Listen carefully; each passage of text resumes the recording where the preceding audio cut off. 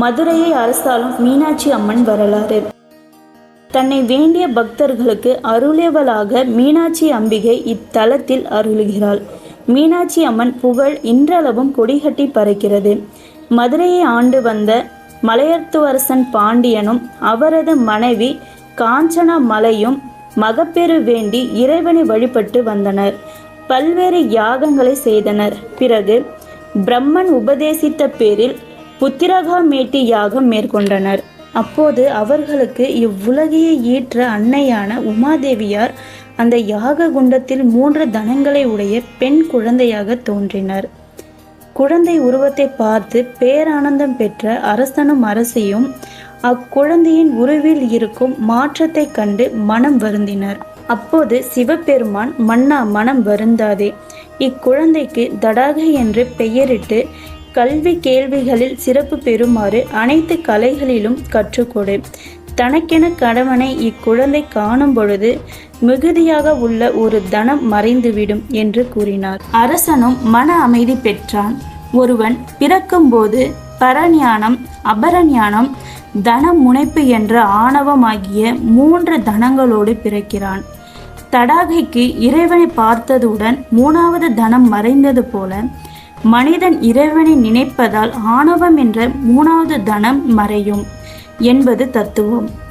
தடாகை நாளொரு மேனியும் பொழுதொரு வண்ணமுமாக வளர்ந்து கல்வி கேள்விகளில் சிறந்த வீர மிக்கவளாக வளர்ந்தாள். பாண்டிய நாட்டின் அரசியானாள். செங்கோல் வாழுவாமால் சிறந்த முறையில் ஆட்சி செலுத்தினாள். பாண்டிய நாடு பெருவளம் பெற்று பொன்னாடாக பொலிவு பெற்றது. தடாகை தன் நாட்டின் எல்லையை விரிவுபடுத்த எண்ணி பல குறுநில மன்னர்களின் மீது படையெடுத்து சென்று வென்றாள். பிறகு பெரும்படையுடன் சென்று கைலாயபதியை அடைந்து போர் முரசு கொட்டினாள். அவளை எதிர்த்த பூதப்படைகளுக்கும் நந்தி தேவரின் படைகளுக்கும் தோல்வியை தழுவினாள். இதனை அறிந்த இறைவன் போர் கோலத்துடன் அங்கே எழுந்தருளினார். எம்பெருமானை தன் எதிரே கண்டதும் தடாதகை பெண்ணுக்கே உரிய அச்சம், மடம், ஞானம், பயிர்ப்பு என்ற 4 வகை நெறியில் நளினத்துடன் தலைகுனிந்தாள். அவரது 3வது தனங்களில் ஒன்று மறைந்தது. இறைவனோ தனக்குரிய கணவன் என்பதை உணர்ந்தாள். இறைவன், நீ மதுரைக்கு செல், 8ஆம் நாள் நான் அங்கு வந்து உன்னை மனம் புரிவேன் என்று கூறினார். அதன்படியே தடாதகை மதுரையை அடைந்து மகளிர் அட்டமங்கலத்தோடு எதிர்கொள்ள அரண்மனைக்கு புகுந்தாள். இறைவனுக்கும் தடாதகைக்குமான திருமண நாள் குறித்து பல நாட்டு மன்னர்களுக்கும் ஓலை அனுப்பப்பட்டது. வீதிகளும் மாளிகைகளும் அலங்கரிக்கப்பட்டனர். தேவர்களும் முனிவர்களும் திருமாலும் வந்திருந்தனர். மேலும் பல நாட்டு மன்னர்களும் திரண்டு வந்தனர். பங்குனி உத்திர பெருநாளில் திருமணத்திற்குரிய நல்வேளையில் இறைவன் தடாதகையை மணந்தார். சுந்தர பாண்டியன் எனும் பெயருடன் மதுரையை ஆண்டு வந்தார். அதன் பின்பு முருகனின் அவதாரமாக வந்து தோன்றிய உக்கிரகுமார பாண்டியனுக்கு முடி சூட்டிவிட்டு மீனாட்சி சுந்தரேஸ்வரராக இறைவனடி வாயினார் என்பது இத்தலத்தின் வரலாறு. தன்னை வேண்டிய பக்தர்களுக்கு அருளியவளாக மீனாட்சி அம்பிகை இத்தலத்தில் அருளுகிறாள். இதனால்தான் பெண்களின் தெய்வமாக இவள் கருதப்படுகிறாள்.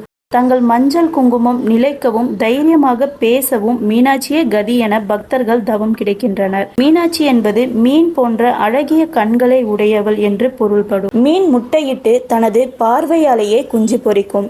அதுபோல உலக மக்களுக்கு தன் அருள் பார்வையால் மீனாட்சி நலம் தருவாள் என புராணங்கள் போற்றுகின்றனர். கருவறையில் மீனாட்சி அம்மன் 2 திருக்கரங்களுடன் ஒரு கையில் கிளியுடன் செண்டு ஏந்தியபடி காட்சி தருகிறாள். கருணை பொழியும் கண்களுடன் அகிலம் எல்லாம் அருள்பாலிக்கும் அன்னையை காண கண்கள் கோடி வேண்டும். இவரை வணங்கினால் சகல ஐஸ்வர்யங்கள் கூடிய வாழ்க்கை அமையும் என்பது பக்தர்களின் நம்பிக்கை. ஒரு குடும்பத்தில் பெண்களின் கை ஓங்கி இருந்தால் அந்த வீட்டில் மீனாட்சி ஆட்சி நடக்கிறதா என்ற பேச்சு வழக்கு உள்ளது. அந்த அளவுக்கு மீனாட்சி அம்மன் புகழ் இன்றளவும் கொடிகட்டி பறக்கிறது. மதுரை மாநகரத்துக்கு பெருமை சேர்க்கும் வகையில் மீனாட்சி அம்மன் கோவில் திகழ்ந்து வருகிறது. நகரின் மைய பகுதியில் மிக பிரம்மாண்டமான கோபுரங்களுடன் கம்பீரமாக காட்சி அளிக்கும் மீனாட்சி அம்மன் கோவில் உலக பிரசித்தி பெற்றதாகும்.